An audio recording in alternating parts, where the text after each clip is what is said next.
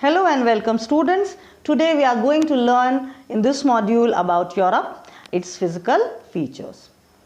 So if we talk about the physical features, we can talk about the continent being peninsula of peninsulas because Europe itself is surrounded by water from all the three sides except on the east, and it consists of several smaller peninsulas like the Balkan Peninsula, the Baltic Peninsula, the Scandinavian Peninsula, the Iberian Peninsula, and so on. This continent also has the longest coastline, and it's a fact that most of Europe except the eastern portion is not more than 100 kilometers from the sea. So most part of Europe, especially western and the central portion, most of it is close to the sea and it is having the longest coastline. The coastline is highly indented. So what is the nature of the coastline? It is not smooth and regular. It is indented. Curves are there. So it is highly eroded by the sea waves. So there are several curves have formed in the coast. I show one picture that will make you understand what do we mean by indented coastline. So what has happened to these because of this indentation? Because the coastline is highly indented, it has given rise to several natural harbors. Now what are harbors? Harbors are the places for the ship to rest. The ocean going vessels, the large ships, when they come to they reach the shore, they need a place to rest. So if they can only rest if the coastline is indented. In a regular coastline, it is the wind speed is very high and the waves are also strong. The velocity of the waves are not broken out here, so the ships cannot rest. So in a regular coastline there cannot be natural harbor, whereas indented coastline are very suitable for natural harbors. So because of indented coastline has given rise to natural harbor, this has given rise to the development of trade, that is international trade. So what I mean here, the coastline is indented, so it has led to the formation of several natural harbors, and natural harbors are places where ships can rest. So it has boosted or led to the development of international trade. Now what do you mean by indented coastline? I have written some notes so that you can understand it better. Indented coastline are those that aren't smooth and have cuts or indents along its length and thereby leading to the formation of inland waterways and creeks. Creeks are when a coast is broken at places, it is known as a creek. The coastline of Atlantic Ocean has such an indented pattern, thus making it suitable for natural harbor. So children, which ocean is there to the west of Europe? Yes, it is Atlantic Ocean. So what is written here? The coastline of Atlantic Ocean has indented pattern. So therefore the whole of western coast of Europe has indented coastline because it is next to the Atlantic Sea, and it is written, Atlantic Ocean, and it's written that the coastline of Atlantic Ocean has indentation. Now we'll see the picture. See, this is the picture of indented coastline. You can see the curves, how the ocean water has eroded the land. It is not regular. Then how would a regular coastline look like? It would look like this. Children, you can see there is not much erosion and the pattern of the coastline is regular and straight. Whereas in this case, you can see the curves. It has broken because of the erosive action of the ocean water. I hope you have understood what is indented coastline, and such coastlines are very favorable for the ships to rest because these curves will break the velocity or the power of the waves, and therefore the ships can rest here. Whereas in a regular coastline the wind is very fast and the waves are also very strong, so they will not allow the ships to rest. Rather, the ships will not be able to stop here. They will be carried away by the waves and wind. Therefore, indented coastlines are very suitable for natural harbors. Let us proceed. So today in this module we are going to learn one by one about the physical divisions of Europe. We will take the first one, the Northwestern Highlands. Let us start. See the features, see the physical features, divisions of Europe. That is the first one, Northwestern Highland. So it is shown here. This portion is the Northwestern Highland. The second is the Alpine mountain system. Students, you can see this pink region here also and here also. This is the Alpine mountain region. Third one is Central Highlands. You can see the orange portion here. It is the Central Highland. This is the Central Highland. Next is the Central Plain. So you can see the whole of the green portion. This is the Central Plain. And the last one is mountain peaks. So the peaks you can see here, Mount Elbrus, and there are many more like Mount Blanc and so on. So these form the different physical features or divisions of Europe. Now we will proceed further. Let us see. So we will start with the first one, the Northwestern Highlands. The Northwestern Highlands, the location, northwestern part of the continent. See the map. So this northwestern part of the continent is the Northwestern Highland. The highland means plateau area. These areas are made up of very old hard crystalline rocks and these are rich in minerals. But because this portion of Europe is close to the Arctic Ocean, so here the climate is cold. Let's know little more about the Northwestern Highlands. These areas, during the Ice Age, these areas were covered with thick sheet of ice and the heavy glaciers which were like 1 to 10 kilometers of thickness, these sheets of ice, they covered this area and they also eroded this whole region, and because of the glacial erosion, the sharp peaks became rounded and the steep slopes became gentle. And the erosion led to the formation of furrows or holes or depressions or hollows all over the area, and when the glaciers started melting, these hollows were filled by glacier ice melt water and they formed several lakes. So all over the northwestern part of Europe there are several lakes. So this is also one of the unique feature of the Northwestern Highlands. Let us read more. So it extends from Scandinavia to Scotland. So students, here is Scandinavia and here is Scotland. So this is the whole area that comes under the Northwestern Highlands of Europe. Now what are the physical features? They comprise of the oldest mountains of Europe. Let's proceed further. This is the map and this is the picture of the Northwestern Highland. These were actually having great height in the past, but due to glacial erosion their height has reduced, and you can see they no more have sharp peaks and steep slope, but they have rounded tops and gentle slope. Now there is a very unique feature associated with the Northwestern Highlands of Europe. They are called fjords. They are common at many places along the coast. These are narrow and deep inlets of the sea with steep rocks on both sides. Now fjords were formed when deep glacial valleys have been drowned and filled with seawater. Now fjords have made the coastline highly indented. So we read so many things about fjords. Let us see the picture, then it will become clear to you that what I actually mean by all this. So this is a picture. These are fjords. So if I zoom in, you can see that people have made their houses and they are settled here. They have settled here. They have also made roads and connectors so that they can move from one part to another. These are actually natural features, but what are they? You can see that away from the mountains, in between, in the water, these features are there as if they are small islands, but they are actually fjords. So what are they?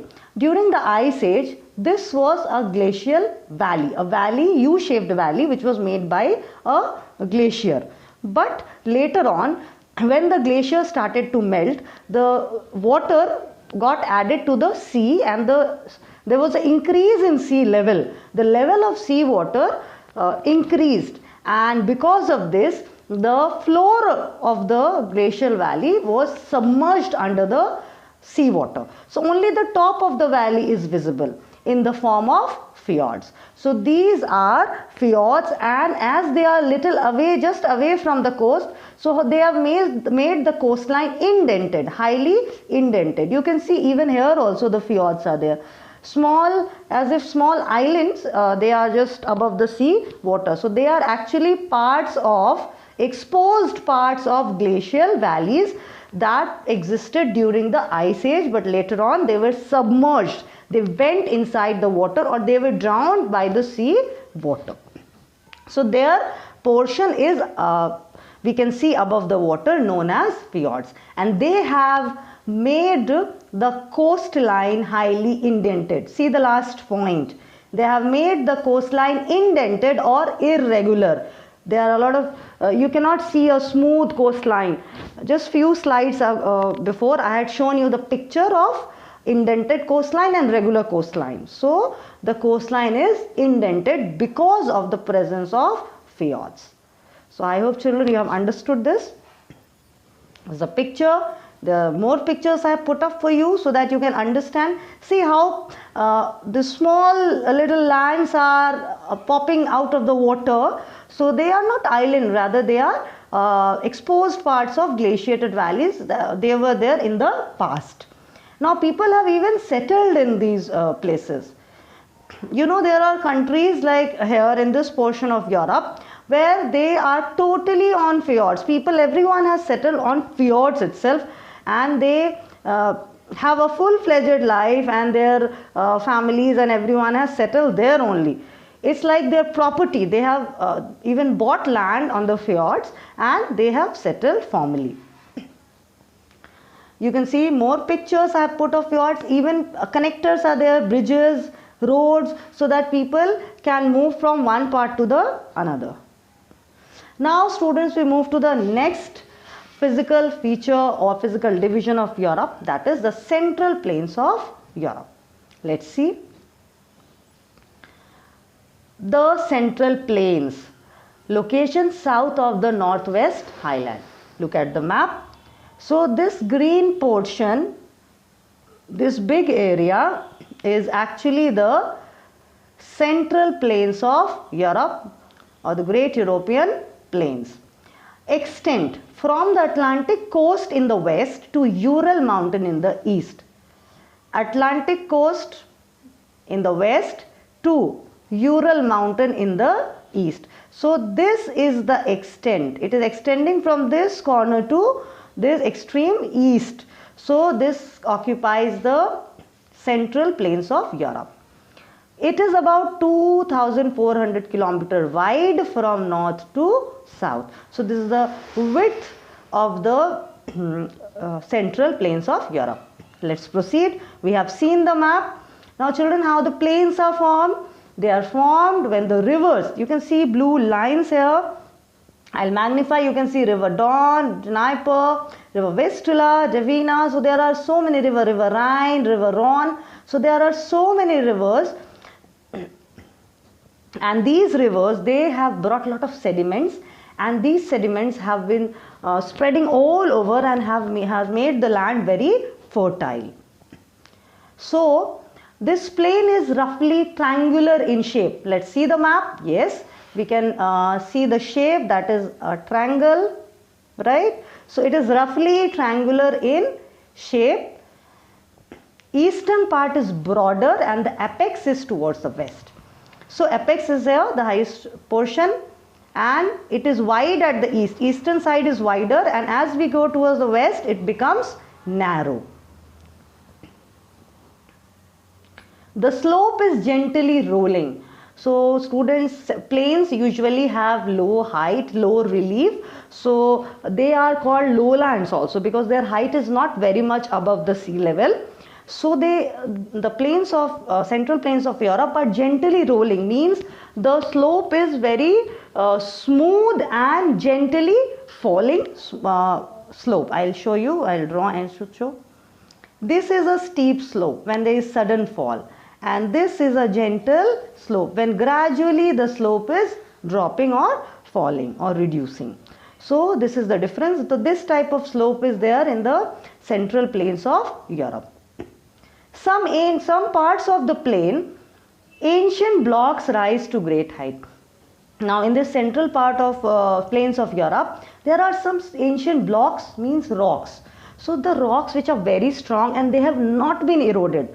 All the rocks have been eroded around it, but these rocks are so strong that they have not been eroded, so still they are visible on the plain. Other parts of the plain is broken by a series of hills. So a part of central plain is there where it is broken by series of hills. You can see series of hills in a particular portion of the central plains. So this is about the central plains of Europe. Now the glaciers and rivers have formed these plains with the sediments brought by them. We have discussed this earlier, that how the rivers have brought sediments, spread it all around, and it has made the land very fertile, and therefore the land is fit for agriculture. But which rivers mainly have drained this area? They are River Rhine, River Danube, River Dnieper, Don, Volga and River Ural. So these are the rivers that have mostly drained the central plains and have made it very, very fertile.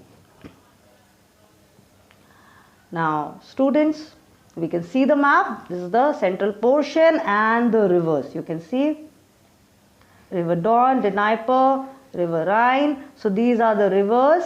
River Ural, you can see River Ural out here.